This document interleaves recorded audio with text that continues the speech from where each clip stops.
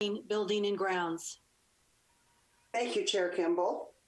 Will the meeting of the Committee on Campus Planning, Buildings and Grounds please come to order? First, we'll take up the consent agenda. The only item on the consent agenda is the minutes of the meeting of May 12, 2020. Does anyone wish to remove this item from consent?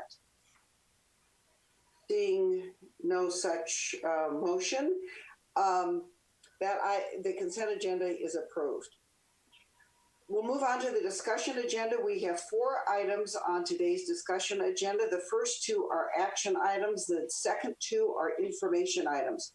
And while these are highly important matters, I think they are somewhat less controversial than the Education Policy Committee issue. So perhaps we can make up a little time here. Item 2 is an action item requesting approval of the CSU Long Beach Housing Expansion Phase 1, Housing Administration and Commons Building Project Supplemental Environmental Impact Report. The item will be presented by Executive Vice Chancellor Steve Rallier and Assistant Vice Chancellor for Capital Planning, Design, and Construction, Bai San Juan. Steve, would you please begin? Thank you, Chair Carney, and we will try to make up some time. This item requests approval and certification of the Supplemental Environmental Impact Long Beach Housing Administration and Commons Building Project. Now, this project is the second part of a project that the board approved back in November of 2018 to increase student housing and replace existing office space.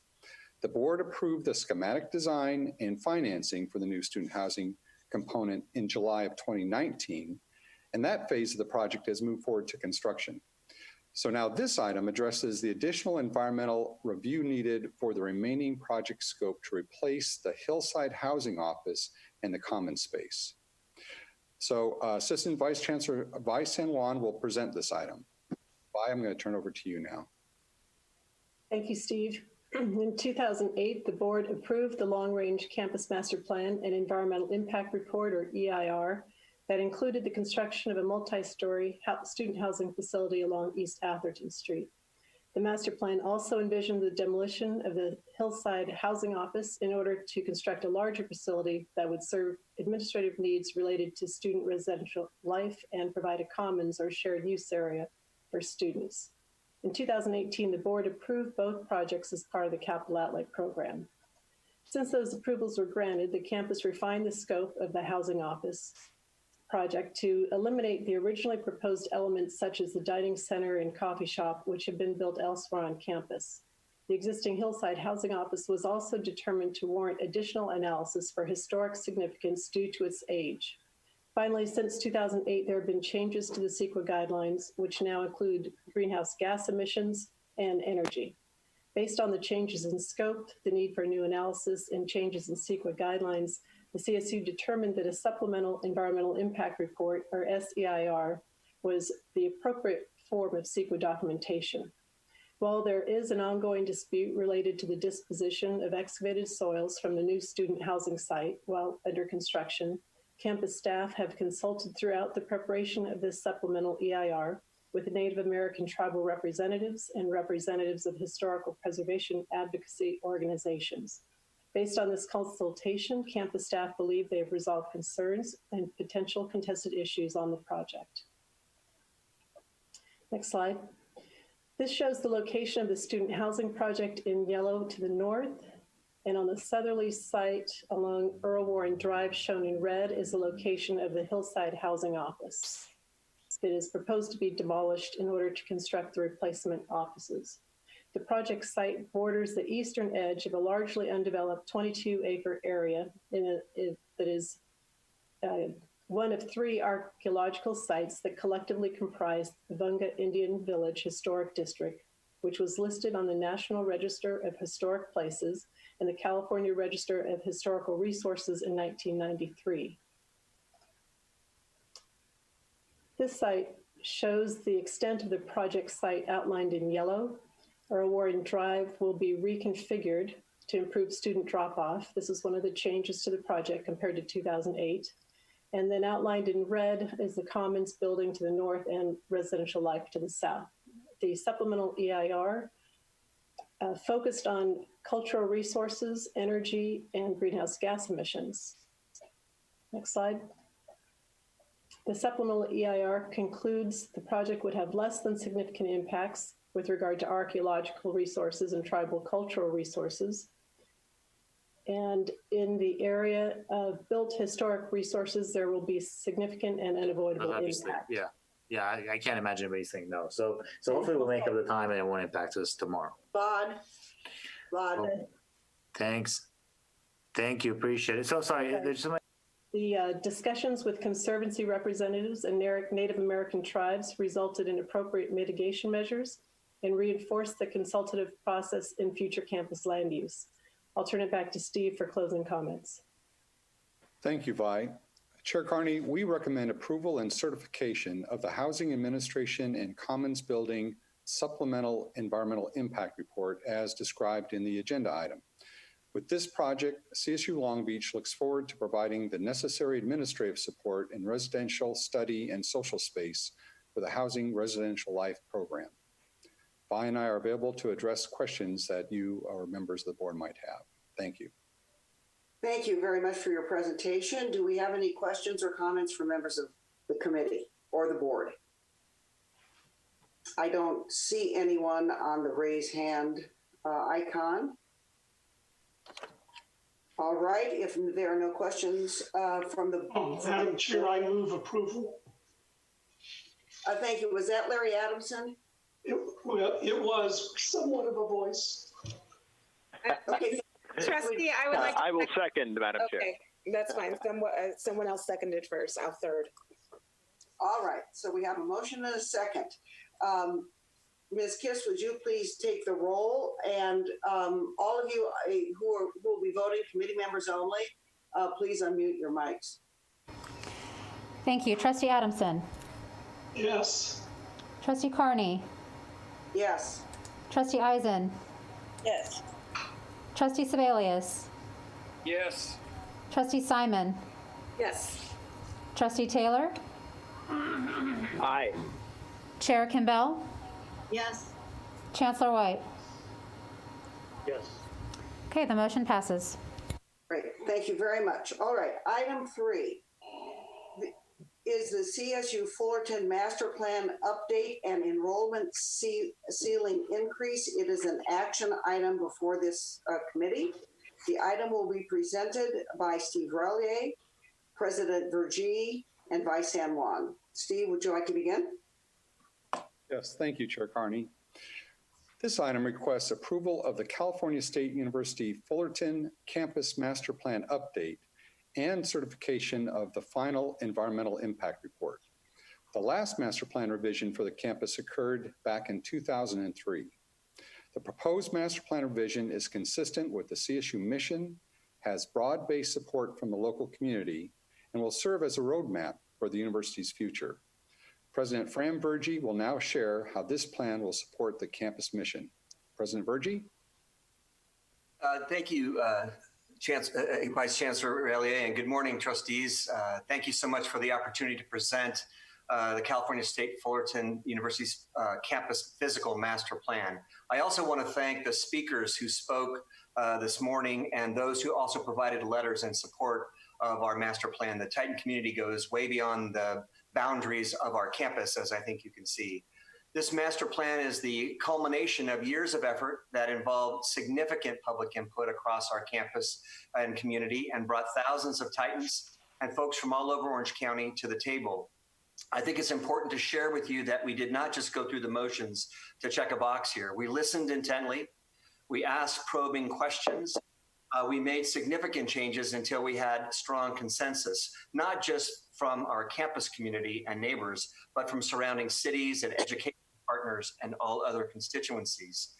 That consensus is, I think, reflected in both the 59 letters of support that you received. We couldn't get 60. We just had to have 59 there. And the folks who spoke in favor of our plan today. To say this physical master plan is a bit overdue, I think is an understatement. The universities typically complete these processes every 10 years or so, but it's been more than 15 years for Cal State Fullerton. Our last new academic building, which went up 12 years ago, is the only new academic building that we've had at Cal State Fullerton in the last 30 years. One new academic building in 30 years on a campus that has seen student populations rise by over 60% over the same period of time. So yes, our master plan is long overdue. We must modernize Cal State Fullerton if we hope to continue to serve our students safely and effectively, and enhance our role as a deeply committed steward of place in Orange County. As was mentioned in the comments, the only CSU in Orange County. Our unwavering purpose during this process of doing our master plan is flexibility, student-centered envisioning documents that ensure integrity, continuity, and the proper allocation of resources in both building and refurbishing over time. The campus master plan also serves as the physical blueprint for our current and future leadership to support the university's strategic plan, including an ongoing shift from a long overdue past transactional institution to a commuter campus to what we think of as a vibrant transformational campus that is building civic-minded and community-devoted citizens of the future. As a former EVC and general counsel, I've been involved in reviewing lots of master plans. And to be honest, as part of that review, sometimes they are highly aspirational, but hard to achieve in light of resources. They are finished and sometimes a box is checked and they're set upon the shelf and in some ways forgotten. They are often inflexible documents. They don't look forward. We were bound and determined to approach this process differently in our master plan. We wanted to create a master plan which is, while aspirational, also practical, achievable, and flexible. We know we are not likely to receive funding for lots of new buildings, and we don't intend to throw the baby out with the bathwater.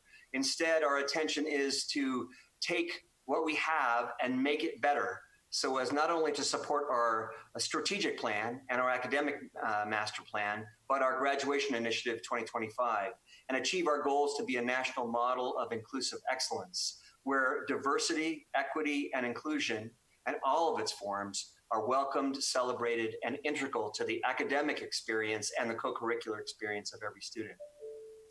With such a dynamic and wide-ranging approach to create, it's not surprising that its goals are equally robust. Provide a vivid and relevant education for future student enrollment of up to 32,000 students or more.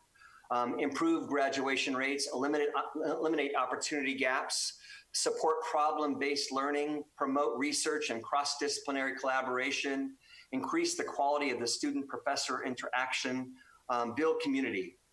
And with these goals, the campus plan supports a series of outcomes, increased opportunity for to move even further away from that commuter to a residential and transformational campus, redeveloping obsolete buildings and sites and leaving space for future growth and especially for green space.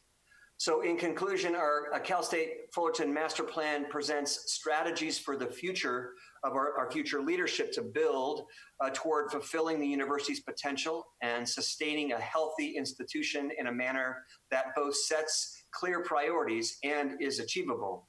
It provides a common ground on which for future conversations to take place about pedagogy, culture, and place. And given the pandemic that we are currently navigating, I also want to emphasize specifically that the plan is designed to be flexible, allow for flexibility. It's a visioning document that in no way insinuates that all of the things that are in the plan will be done within the timeframe set, only that from a planning and environmental impact purpose, this is the vision for where we want to go with our campus with as much flexibility as we can on how we get there. We believe and hope you agree that the vision creates opportunities for our students, opportunities to better navigate enrollment demand and to stand taller as both a steward of place and a transformational institution for all Titans. Assistant Vice Chancellor San Juan will now go over the details, and I'd be happy to answer any questions you might have. Thank you, Fran, very much. This slide illustrates the proposed long-term development plan for the 240-acre Cal State Fullerton campus to increase its enrollment ceiling from 25,000 FTE to 32,000 FTE, as mentioned by President Berge. The proposed increase is in alignment with the recently released enrollment demand, capacity assessment, and cost analysis for campus site study that will be presented next, as the study projects enrollment in 2035 will exceed the collective planned capacity in the Los Angeles cluster by 1%. So more to come on that. With respect to the physical master plan, this map shows existing and proposed footprints for campus development. And the slide highlights key proposed changes related to the academic program. Future academic buildings and administrative buildings are shown in blue. Student housing and faculty staff housing are shown in magenta. And other color-coded buildings are proposed new facilities to support campus development. Next slide. An environmental impact report has been prepared to analyze the potential significant environmental impacts of the master plan. Even with mitigation measures in these areas of air quality, greenhouse gas emissions, and historic resources, there are impacts that remain significant and unavoidable, and primarily in historic resources. Air quality and greenhouse gases can be mitigated, but in historic resources, there are 14 buildings or building complexes on the campus that are strong examples of late modern architecture and potentially historic resources under CEQA. Some of the buildings are proposed for renovation or replacement, which could result in significant and unavoidable impacts. The plan was shared with the campus community during the extensive visioning process, and the public comment period closed in June with 6 comment letters received at that time. Comments address the need to protect the Arboretum's botanical, scientific, and academic functions, address the importance of the historical resources on the campus, the importance of pedestrian and bicycle infrastructure improvements, and collaborating with local agencies regarding transit and the campus growth in general. Comments did not contest the master plan or raise controversial issues. With that, I'll turn it back to Steve. Thank you, Vi, and thank you, President Berge. This master plan will be instrumental in supporting the academic mission in the campus and will leverage the enhance existing resources to best serve Fullerton students. It has been responsibly planned and created with the input from key stakeholders. It takes reasonable steps to mitigate environmental impacts and will benefit students in the region for decades to come. We recommend approval of the proposed resolution. Chair Carney, this concludes the presentation and we're available to address questions. Thank you.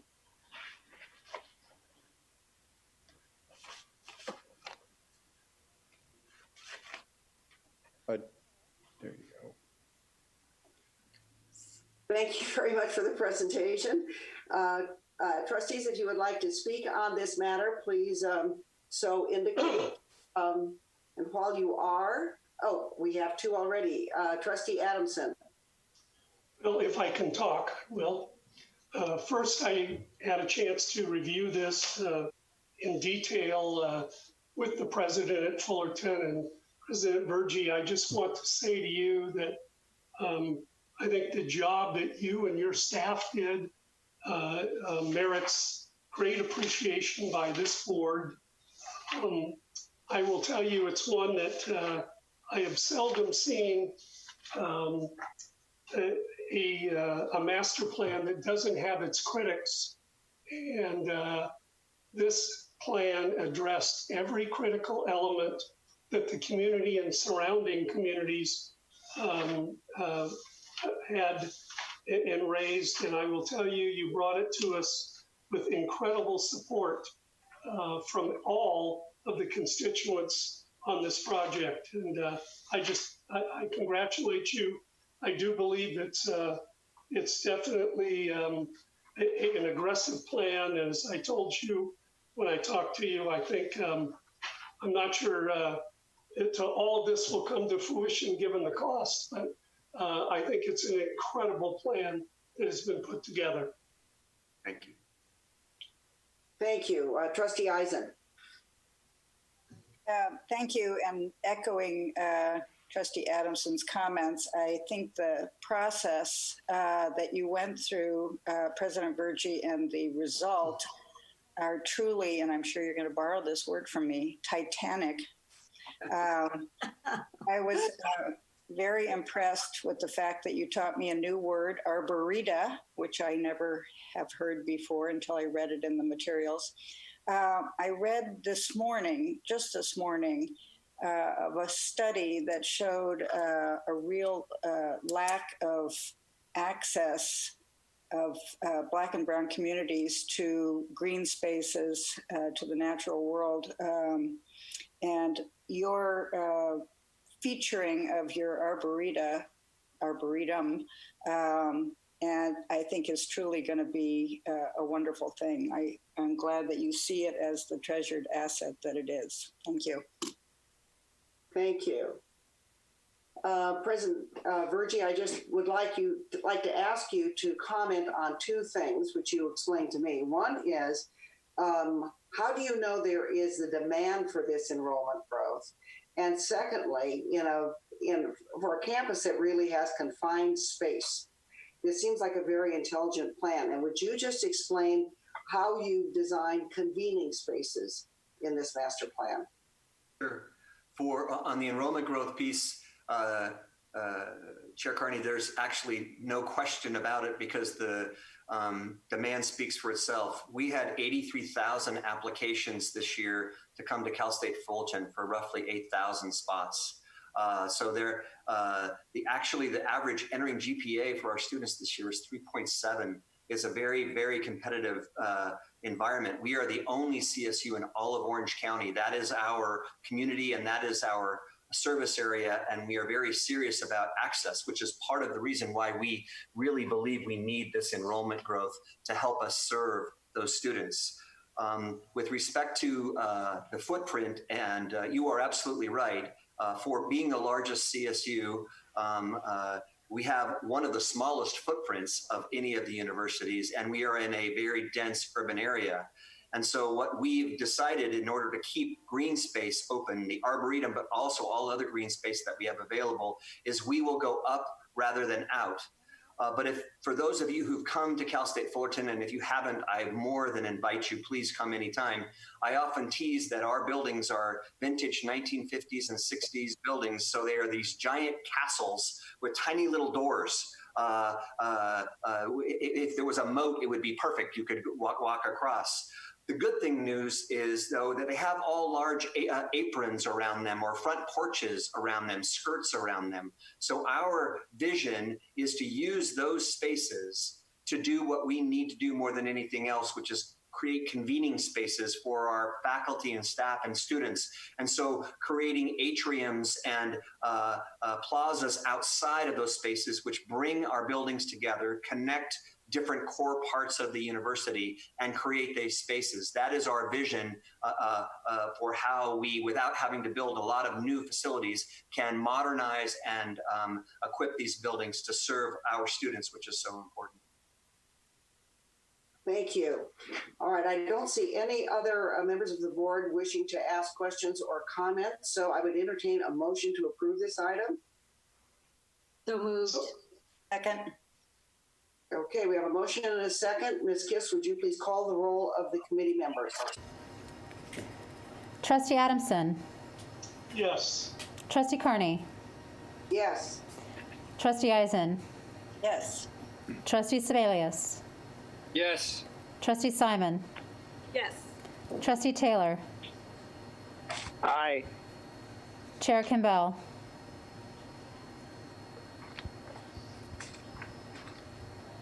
Chair Kimbell. Sorry. Yes. Chancellor White. Well, it was going to be a yes until President Virgie started talking about things built in the 50s and 60s. I still vote yes. Thank you. The motion passes. We were both built in the 50s and 60s. Tim, weren't you built in the 40s? Sorry. All right, we'll move on to item 4. This is an information item. It is the California State University Enrollment Demand, Capacity Assessment, and Cost Analysis Report for proposed 5 campus sites. The item will be presented by Steve Relier and Vi San Juan, and they are joined by two members of the consulting group, Viva Rappaport, principal with HOK Architects, and Paul Silverin, a partner with HR&A. Steve, would you please begin? Yes, thank you, Chair Carney. So back in for the 2019-2020 Budget Act, for in other words, the budget that we just finished that year, the legislature called for the study of projected enrollments, physical capacity to serve our students, and workforce needs to assess the need for a new CSU campus in the cities of Concord, Chula Vista, Palm Desert, and the counties of San Mateo and San Joaquin. This item presents the findings of that report, and that was recently submitted to the Department of Finance and the Joint Legislative Budget Committee per the statute's July 1st deadline. I will now ask Assistant Vice Chancellor Vi San Juan to introduce the process and the representatives of the consulting team. Vi? Thank you, Steve. I know that Chair Carney just introduced Aviva Rappaport with HOK and Paul Silverin with HR&A, and we were happy to support them, a team of Chancellor's Office staff led by Ed Sullivan for Academic and Student Affairs, the team leader for ASA, and really a broad group of staff across the Chancellor's Office in budget, advocacy, workforce development. So I want to thank all of the team members in the Chancellor's Office. And we also had Department of Finance join us. So we had selected HOK as a result of a request for qualifications process. And really, they have been hit the ground running in the fall and really just pushed that deadline. So I think we submitted July 3rd, just before the holiday, and the appendix to the report was just posted today. So I think we're fully now compliant with the statute requirements. So I'm going to turn it over to Aviva Rappaport with HOK, and she and Paul will present the report. Aviva? Thank you, Chair Carney. Thank you, Steve and Vi. As Steve mentioned, the report is in response to the state budget of 2019-2020. And in the report, we assess statewide enrollment demand and the physical capacity of the system. We look at statewide workforce needs and how the CSU's programs align with workforce demand. We look at the potential for a new CSU campus in Chula Vista, Concord, Palm Desert, San Joaquin County, Stockton, and San Mateo County. And we identify the impacts that a new campus would have on the regional economy, the existing system, and interrelated institutions. We apply the same categories of analysis across all of the regions with additional detail on San Joaquin County for all sections consistent with appropriations. Next. Our key finding is that the projected 2035 enrollment demand alone does not justify the development of a new campus at any of the 5 evaluated locations. Now, this assumes construction of the physical capacity that is identified in the approved master plans of the 23 campuses. However, the funding for the master plans is not secured, and policymakers may elect to support CSU expansion in the 5 regions, considering factors other than enrollment demand, such as enhancing equity for underrepresented students, better alignment of academic programs with future workforce demand, and other educational or policy priorities. Next. We had a multi-pronged approach, which included developing an enrollment demand projection to 2035, a campus capacity analysis, and then a comparison between the enrollment projection and the planned capacity for the system. We looked at degree conferral projection and assessment of how workforce aligns with degree conferral. We did a systematic evaluation of the 5 locations, which included an evaluation on 17 different criteria. We provide an implementation analysis, which includes capital costs, operating costs, and implementation schedules for various development scenarios at the 5 locations. And we conducted stakeholder engagement meetings in all 5 locations that were well attended and where stakeholders were highly participatory. Next. Good afternoon, Chair Carney and trustees Paul Silverman with HRNA Advisors. Our analysis uses a regional framework of groups of counties we call clusters. The specific group of counties that defines each cluster is based on student ability to access a CSU campus and the scale of regional economies using several criteria, including data on CSU campus enrollment relative to the high schools from which students graduated, commuting and public transportation patterns, physical barriers such as mountain ranges and bodies of water, freeways, and official regional labor market boundaries. The illustration shows the organization of the clusters with their respective counties and the locations of the CSU campuses, as well as each of the 5 evaluated locations, which are shown with the red dots. Next slide, please. Preparing a financially unconstrained enrollment projection to 2035 was an important initial task. For context, the report first presents a sociodemographic summary about each cluster, including population growth, income characteristics, poverty rates, and educational attainment, with more detail on San Joaquin County, where Stockton is located. It also presents current CSU enrollment by cluster and their patterns of student characteristics, including relatively high percentages of first-generation students, historically underrepresented minorities, and Pell Grant recipients. The report then describes the detailed statistical model we built to project future CSU enrollment to 2035 for the system as a whole and for each of the 10 clusters.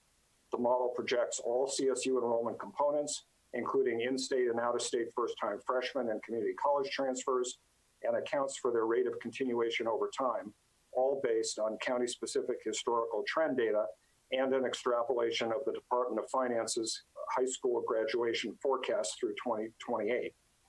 Our baseline forecast also incorporates an upward trend in recent years of AG course completions by high school graduates.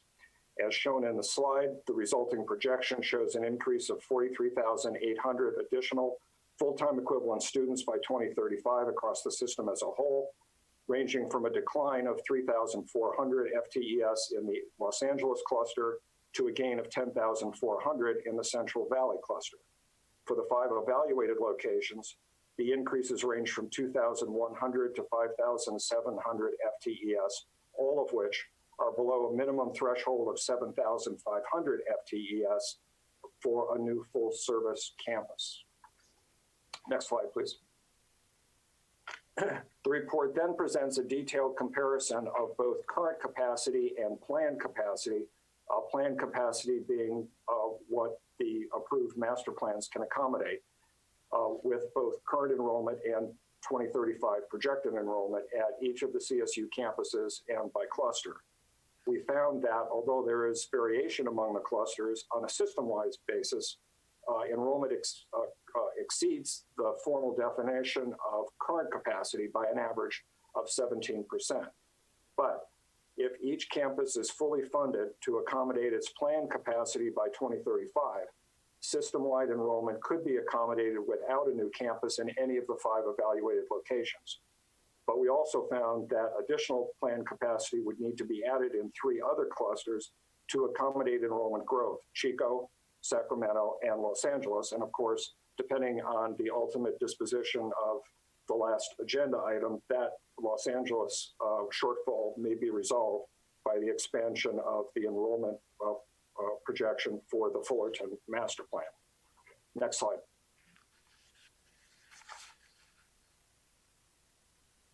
The next section of the report analyzes the relationship between CSU degree conferral and official projections of job openings for occupations in California that require at least a bachelor's degree, according to the state's Employment Development Department 2026 projections for industry and occupations in each of the clusters. As with other sections of the report, there is also more focused analysis specifically on San Joaquin County. The analysis uses a model that crosswalks CSU degree programs to EDD's occupations classification system so that we could correlate CSU degree conferral trends by campus rolled up to clusters and then with EDD's workforce projection. We found that overall CSU degree conferral is growing fast enough for CSU to maintain its historic share of degrees needed to meet projected demand for jobs that require at least a bachelor's degree. The report also provides a focused analysis of the degree conferral workforce demand relationships in each of the 4 clusters where the 5 evaluated locations are situated. Collectively, California's higher ed institutions are not producing enough grads to fully meet demand for jobs that require a bachelor's degree. CSU could help fill this gap by producing more grads in the 4 fields noted on the slide, but clearly some of these programs require a greater degree of state support to build and operate than others. Next slide. The report evaluates various campus typologies at the 5 evaluated locations. And in addition to looking at what we refer to as a traditional campus, which is the model currently employed at the 23 existing campuses, we also approach a branch campus idea. The branch campus is linked to a main campus and has some shared administrative positions, but is more independent than an off-campus center. It offers both lower division and upper division courses. It has a select group of degree offerings. It has dedicated faculty and its own hiring authority. Next. The report provides capital and operating costs for the various alternative campus models at the different locations. Capital costs for a 7,500 FTES campus in 2020 dollars range from $1.9 billion to $2.9 billion. Operating costs are significantly higher per FTES in a new campus versus expanding an existing campus, especially in the initial years of operation. Next. Finally, our report provides implementation timelines for the various development scenarios. Timelines go to day 1 of classes, and the minimum schedule ranges from about 2 years for a university center where facilities are leased, pre-existing facilities are leased, to 9 years for a new branch or traditional campus. These implementation schedules address to day 1 of classes, which of an enrollment of approximately 1,500 FTES. As we know from history, development of a campus and growth of enrollment demand to up to 7,500 FTES can take up to 25 years. The report also analyzes the impact that CSU campuses would have on regional economies, on the CSU, and on related institutions. And in summary, the report provides the research and analysis that addresses the issues outlined in the 2019-2020 Budget Act that can be useful for policymakers of the state of California and by the CSU to determine how to best enhance higher education throughout the state via the CSU system. Thank you.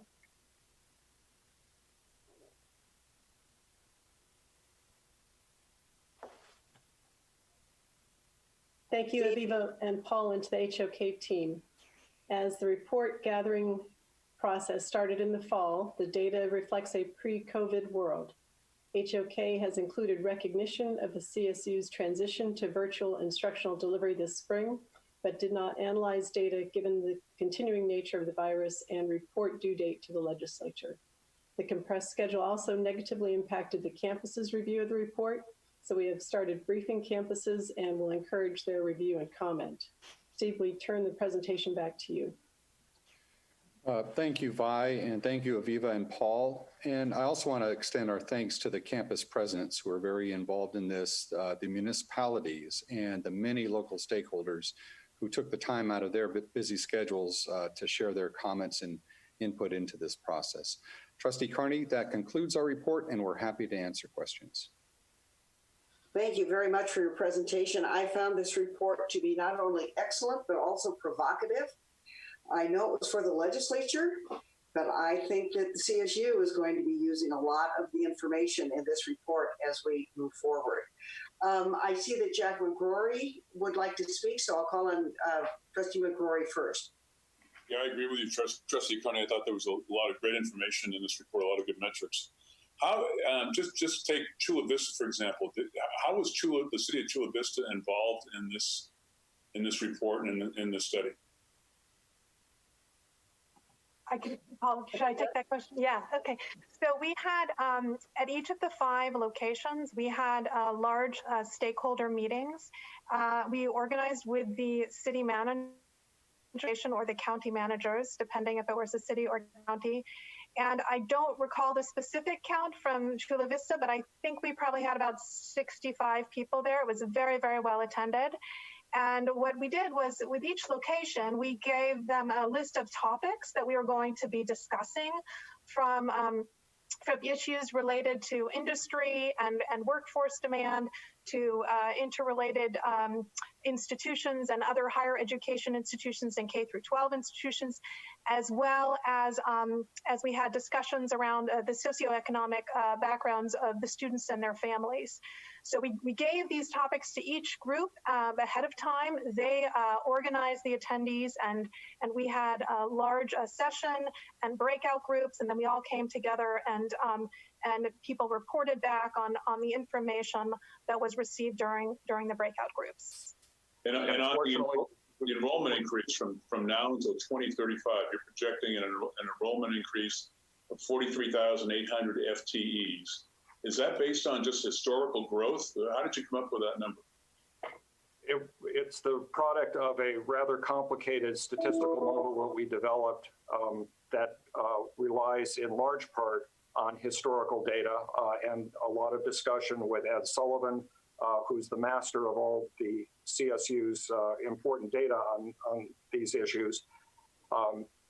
And then includes a difference in projection approach for the first-time freshmen, as well as community college transfers and other categories of students. So it does rely to a great extent on historical trends, but looks at also the changing characteristics and growth patterns of the state population, and most importantly, the changing pattern of high school graduates across the state and the differences among the clusters. How do you reconcile that number with the Public Policy Institute forecast that the California labor market needs 1.1 million more college graduates than we're producing now by 2030? Well, in the report, we do provide some comparisons between our projections, which are very CSU specific, not the state as a whole, including other higher ed institutions. We also make a comparison between our projections and another projection that was prepared for College Futures last year. So those are all described in the body of the report. It turns out that although as between our projection and the one prepared by the Legislative Analyst's Office in 2017, we use different beginning and ending years and differences in DOF forecasts applicable to each one. But it turns out that the average annual growth rate that we are projecting for new CSU students is very similar to what the LAO projected in 2017, though the absolute values are somewhat different. Yeah.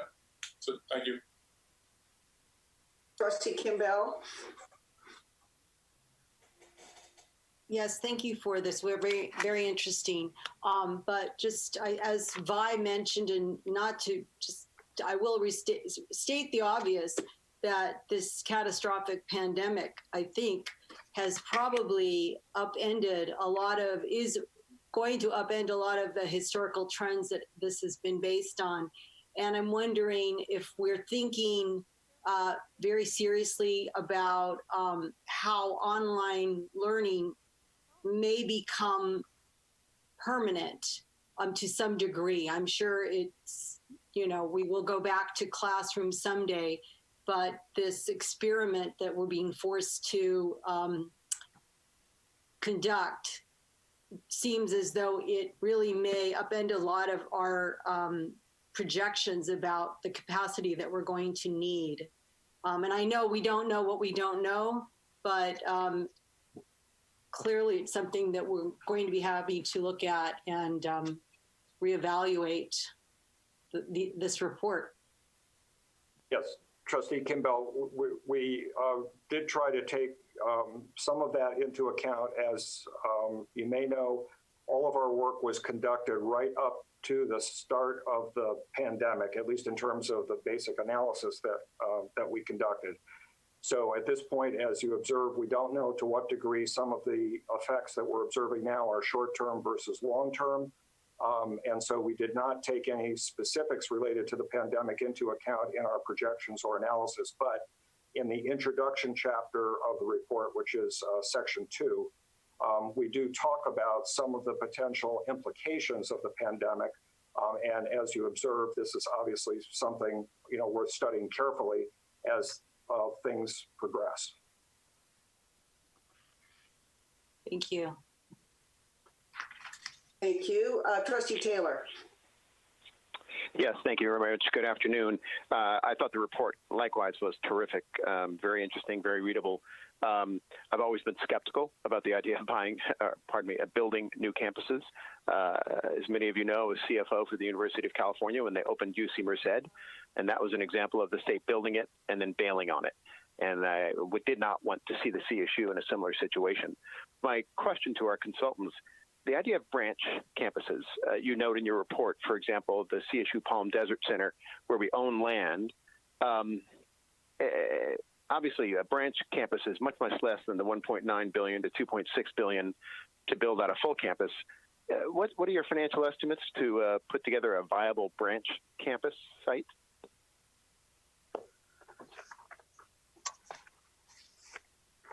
Actually, Paul? Sorry, I'd have to refer back to that particular slide to answer your question. But we are actually projecting that a branch, depending on where it is, because of some cost differences between Southern California and Northern California, could actually be in the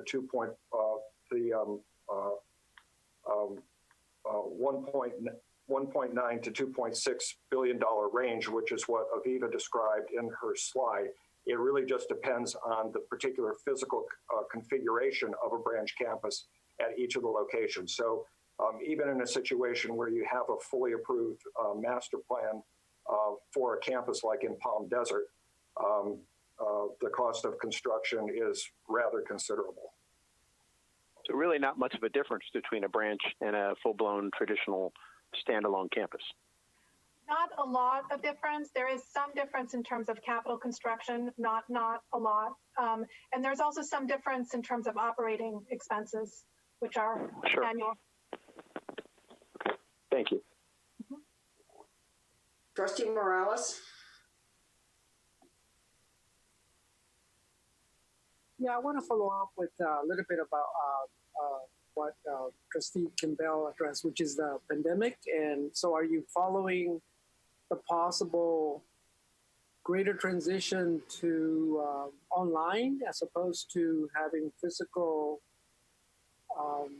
locations? And another question I had is, how were you working with or computing the increase, dramatic increase of population from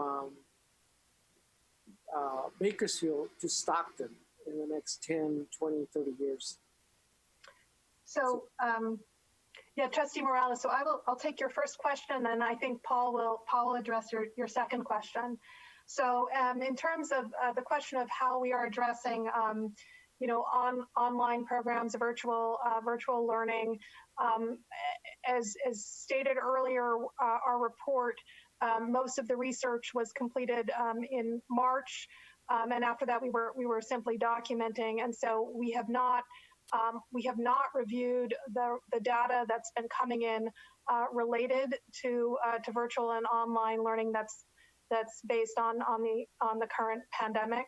So we have not addressed that in this report. We do speak briefly about distance learning programs in the report, but the report is not based on a significant increase of these kinds of programs. Paul? Sure. And with regard to population changes around the state, as I said in my summary about how we prepared the 2035 enrollment projection, We used the Department of Finance's projections both for high school graduates out to 2028 and also their much longer range 2060 population growth projections. So all of the county specific information about change over time is taken into account in the way that we made the projections on a cluster by cluster basis, including the Inland Empire, which is one of the clusters that you mentioned, and the Upper Central Valley where San Joaquin and the city of Stockton are located. Thank you. This is Tim. Let me just, if I could, Ugo, just to add to your question. These good folks at Aviva and Paul and their team, it was a legislative contract, if you will. It had a deliverable by July 1. And it's sort of remarkable that they did all of this work in such a short amount of time. It's very, very impressive. But these issues that have come up now in the last few months of this, of our last year and going forward, weren't sort of within the scope of the assignment. And my instinct is that after another year or two, we'll kind of know where the steady state for this thing between virtual learning and in-person learning is. And, might be possible then for the state to come back and do a supplemental report that brings in whatever relatively permanent changes occur in the higher ed landscape because of COVID. Thank you. Thank you. Thank you. I have one last question. And this is for the Chancellor's office. What role do you see for the Chancellor's office in helping campuses that have off-campus centers meet the needs for four-year educational degrees in these other communities? What role does the Chancellor's office play in helping a campus think through that and develop it and analyze it and stay on top of the community demand for more services? Well, what I'll do is I'll ask Vi to provide one example of how that works, and maybe Vi, you can provide the example of the work that we're doing with Stan State in supporting their Stockton Center, which is off campus and is very much targeted to providing education opportunities for students, taking into account the types of jobs that are growing there in that part of the Central Valley. Vi, do you want to mention some of the activities that we're doing with Stan State and the Stockton Center? Sure. Thank you, Stephen. And then I'll invite Ed Sullivan to comment as well on the academic side. So for not only for Stan State and Stockton, but for all the campuses, when they're proposing a growth project, we ask them to take a look at their proposed growth out about 6-7 years, not only as a total campus, but we ask them to break it down by discipline. So what percent do you expect to grow by discipline? Now that we have this report, what are the workforce areas? And in Stockton, they were already focusing on the health area and on business. So the study and what was actually happening are in alignment in that respect. But it is a challenge for the campus trying to look at how they deliver programs if it is a high cost program as compared to the marginal cost they have per FTE. But I'm going to ask Ed if he has any specific comments he wants to make about academic program. I think additionally in the past year, one of the things that we did undertake were regional admissions conversations between the campuses. And what we were trying to focus on was how campuses in a given region, much like the clusters described in the report, were supporting the students from those regions so that they weren't duplicating work or stepping on each other in terms of how their enrollment strategies might draw off or create challenges for other campuses within the region. And thus, in doing it, maximizing the opportunities for students from that region to be able to enroll at the regional campuses. Those conversations continue, and expect they'll start to or continue to bear fruit as we progress the next couple of years. The other comment I would make is President June has been very successful in working with the local community college, with Delta Community College, and developing a Warriors on the Way program. And that really has boosted enrollment at the center. So I'm sure they're looking at what the interests are from those community college transferees and looking for programs. And whether President June, I know could call on you out of the ordinary, but if you would like to make a comment, I think that's been a really very successful program for you and the campus.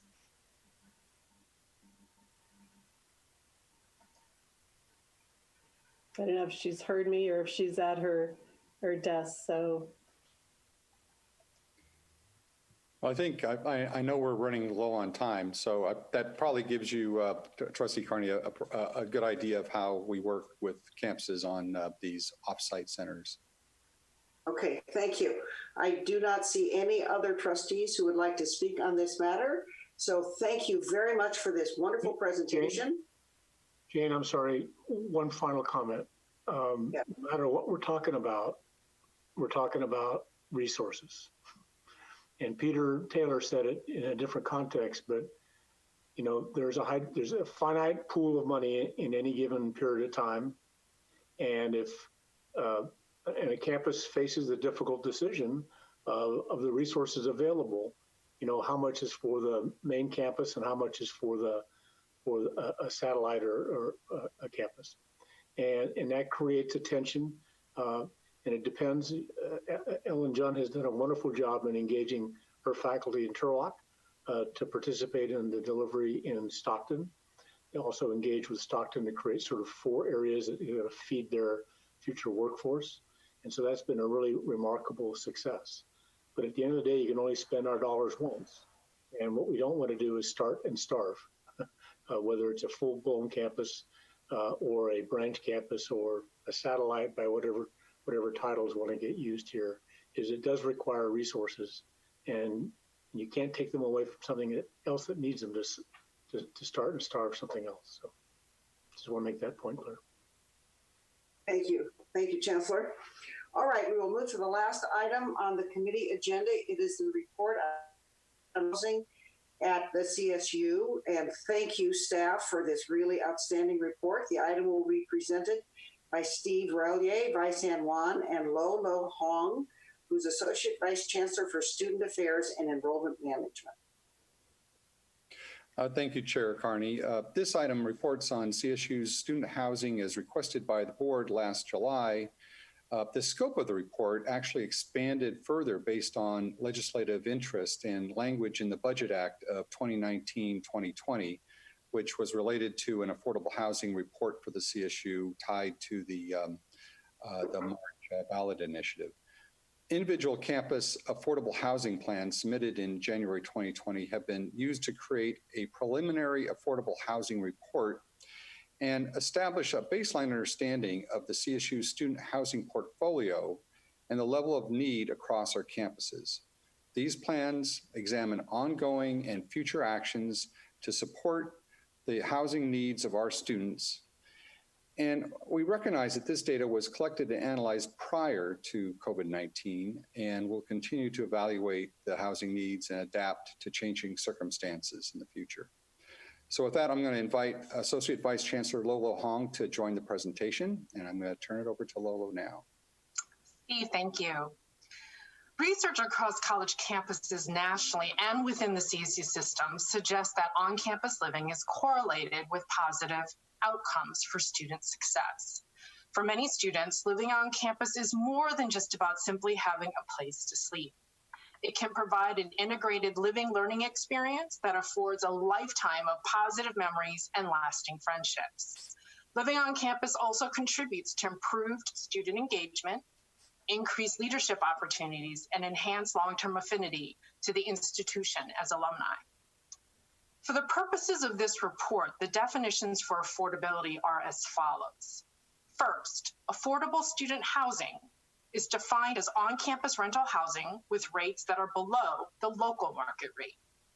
Second, low-income students are defined as full-time students who meet the qualifications to receive either a Cal Grant A or a Cal Grant B financial aid award.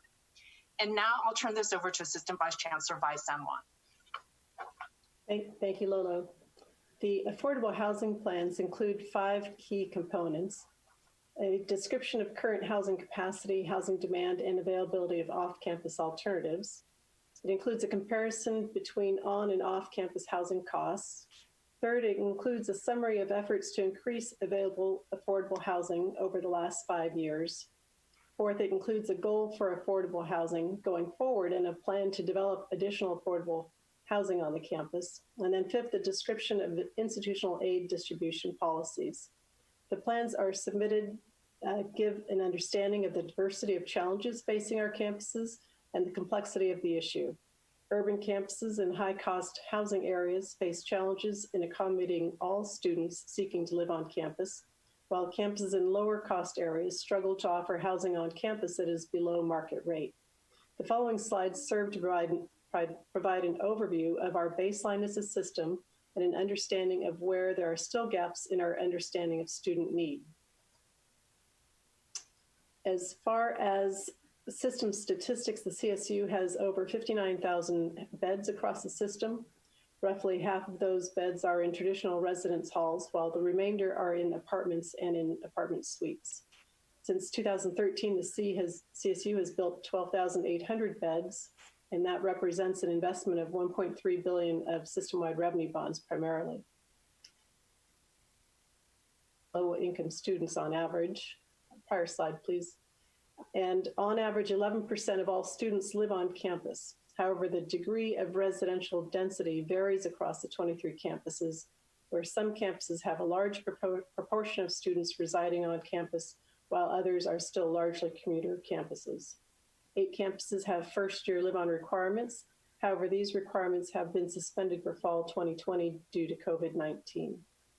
Based on market demand studies and the waitlist data, the estimated unmet housing demand is 17,700 beds. Next slide. This chart compares the fall 2018 costs for on-campus housing with rates to rent an apartment in the local off-campus market. The campus names are listed along the horizontal axis and the annual cost for housing on the vertical axis. The yellow bars show the average on-campus housing rate for a double room for the academic year. You will note the yellow bars are mostly below the red line and the blue line to show the average on-campus rate is lower than the off-campus rate. The blue line represents the average cost of a 12-month lease for a one-bedroom apartment, whereas the red line assumes 2 students opt to share the same one-bedroom apartment, thereby reducing the average cost. The 10-month academic year is compared to a 12-month lease as typically required by landlords in order to accurately represent out-of-pocket costs for students and their families. The graph also depicts the differences in the off-campus market rates across the communities housing the CSU campus. Lola will now provide an overview of affordability strategies used in the system. Providing access to affordable housing for students is a challenge. Actions outlined to achieve each campus's goal varied widely, but these 6 tools consistently emerged as priorities for supporting low-income students who were in need of housing. First, delivering additional housing supply in a cost-effective manner was often cited. As noted earlier, campuses have increased housing by 12,800 beds since academic year 2013-2014, and have projects in their 5-year plans to further increase the number of units in light of unmet demand, assuming these plans will not be disrupted by the COVID-19 pandemic. Second, maintaining affordable rates in existing housing must be balanced with providing a high-quality experience and adequately addressing deferred maintenance needs. Third, adjusting room occupancies, for example, converting a double into a triple, is an important low-risk tool for campuses to increase the capacity of their existing portfolios in housing-constrained markets. Across the system, 16% of beds are in triple occupancy rooms. Fourth, sustainably funded housing grant programs help target resources for the students most in need of relief from housing costs. For example, Chico State funds housing grants with laundry and vending machine revenues and from proceeds from off-campus landlord apartments. Maximizing alternative revenue sources such as summer occupancies and summer conferences allows financial flexibility to keep rates low or offer specific housing grants throughout the academic year. And lastly, beds reserved for emergency housing and support offered through rapid rehousing funding can help students at risk of experiencing homelessness or housing insecurity. It's important to keep in mind that no one strategy can be used in isolation to promote affordability. Each campus must consider multiple strategies in concert with each other. For example, a campus may wish to offer more opportunities for academic success programs and community building in the residence hall, but the campus must balance constructing these spaces with increasing bed capacity. In addition, as long as COVID-19 is an issue, we must consider in our planning for the foreseeable future. With that, I'll turn this over to Steve for concluding remarks. Thank you, Vi and Lolo. And I want to also thank the campuses for providing the information that was needed to pull this report together. Now that we have the information, our next steps will include us needing to document housing need among low-income students, support and encourage the sharing of affordable housing lessons learned and model practices across the CSU, and provide guidance to campuses as they implement their affordable housing plans. We hope the report provides greater insight on our housing and affordability by campus, along with the challenges to further increase affordable housing at CSU. Chair Carney, that concludes the presentation, and we're happy to answer questions. Thank you very much for the presentation. Do we have trustees who would like to make comments or ask questions? Well, no one else has stepped up yet, so I will start.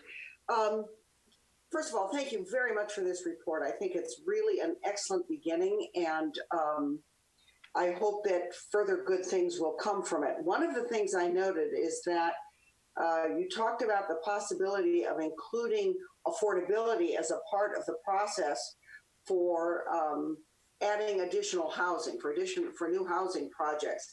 I think that's really important. I hope you will do that. I also hope that the good services and brain of Robert Eaton will be used, because I have observed that he is good at structuring financing. And if we're really focusing in on affordability, the possibility on university-owned housing projects of structuring the financing differently might actually assist us achieving more affordable rental rates. So I would just encourage you to include that as a part of the analysis. I also hope we will ultimately learn whether or not students express preferences for higher amenities and hence higher cost housing, or fewer amenities and lower cost housing, or what the appropriate mix is for that on a particular campus. And then my last comment has to do with the differences in the per bed operating costs. I don't know if there's further information available about that at this time, but I think we should be careful about what administrative costs are being allocated to the housing budget as opposed to elsewhere. Maybe that's not an issue, but I think it's worth an inquiry. And with that, I'll call on Trustee Kames. Thank you. Well, first of all, thank you for this report. By reading, I actually learned so much, especially about how campuses are using different ways and resources to provide affordable housing. I know this question was asked a couple of times today, and I guess I'm curious as to, COVID-19 and how low-income housing is being approached. And I think, from my perspective, or at least from what I've heard, a lot of students, a lot of, people within our community have been laid off. And so I was wondering if we're increasing that assistance, or if there are steps that have already been planned to address some of those issues, or even provide support for those emergency programs that our campuses have. Lolo, you want to try that one? Yes, I can address a few of those. So thank you, Trustee Keynes, for asking that. Let me address it maybe on two levels. And first is what we attempted to do this spring. As many of you know, we received some funding from the legislature to support rapid rehousing efforts. This is specifically partnerships developed with community agencies to help students who are either homeless or housing insecure to develop stable housing resources by partnering with community agencies and to provide wraparound services for them, not just address the housing itself so that they don't return into that same housing insecure situation. Because of when the funding was received and then the fact that COVID-19 pandemic came along, we were delayed a little bit in processing some of that. So what we were able to do was divert some of that funding to provide emergency housing on a 30-day basis, extendable as needed for students on campuses, where we could cover the costs of on-campus housing so that they were in a safe, secure place to be able to shelter in place during the COVID-19 pandemic without detrimental financial impact to the students. So that's one example, I think, specifically within the pandemic, that we creatively reinvested resources that were available to be able to support students. Looking ahead to the fall, one of the challenges that we have is we know that it's important to provide housing because for some students that will be important to maintain their personal safety as well as their well-being for a variety of different reasons, not just related to the pandemic. Because of that and the need to also promote physical distancing in the residential facilities, we are seeing campuses having to struggle with providing occupancy that will be reduced so that there can be physical distancing. And this also means that some rooms that were historically designed for double or triple occupancy will now perhaps be converted for single occupancy. Campuses have made a commitment, though, that they're not going to raise the rates for students. So because that's not at their choice, even if a student needs to be housed in a lower occupancy room or suite because of COVID-19 physical distancing, the rates will be charged similar or comparable to a double occupancy room that they normally would have had. So that's one way to keep the rates affordable and available for students as well as accessible while still providing that housing service to students during this pandemic. Thank you so much.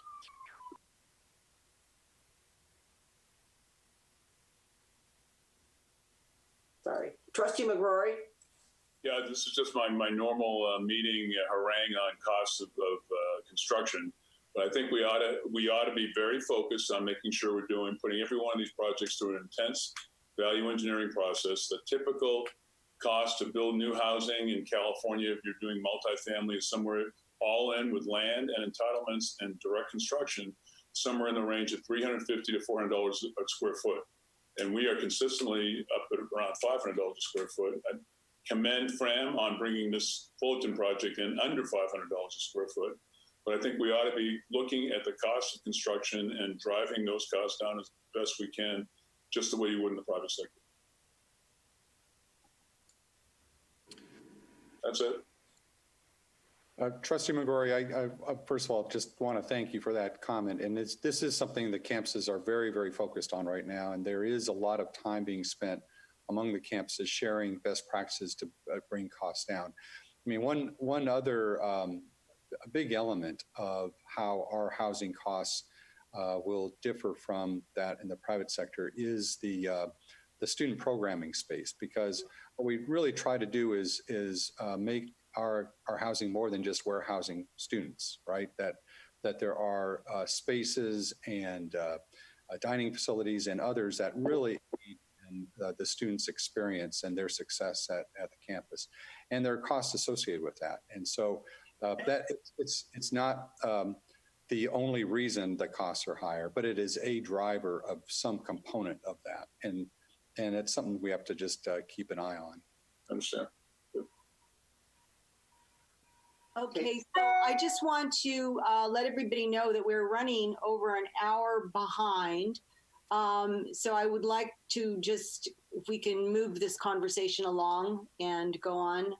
So great. Thank you. Thank you, Chair Kimbell. We only have one last person, Trustee Sebelius. Well, I know of students who, at a campus that is not in the metropolitan area pay $1,500 a month for their room. They don't have to share the room, but they share the apartment with 3 other students. That is a 1,200-foot apartment, and the price for that apartment then is $6,000 a month in a non-residential area, in non-metropolitan area. So I know it includes the utilities. I know it includes furniture. Residential advisor needs to be paid for, and laundry is there, and maybe some facilities like a pool. Granted, it might be one of the more posher student housings because it's a single room. But I cannot see that the campus can justify collecting $6,000 a month for a 12-foot size apartment. Also, given the fact that the student housing is built on campus land, the land didn't even have to be purchased. We're building, like Trustee McGrory said, we're building 2 expensive student housings. And this is a problem with access then as well.